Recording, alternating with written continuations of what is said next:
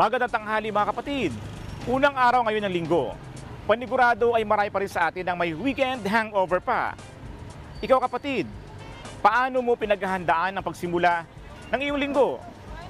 Samahan niyo ako at magtatanong tayo dito.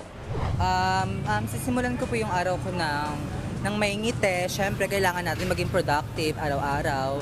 Para rin naman pala sa sarili mo yung pagiging productive mo, everyday. Ano lang po, think positive lang po lagi. Then lagi kailangan lagi lang masaya para maging energetic. Ako ang inyong hani ng bayan, ang tunay at nag-iisang pantanggal umay sa pananghalian.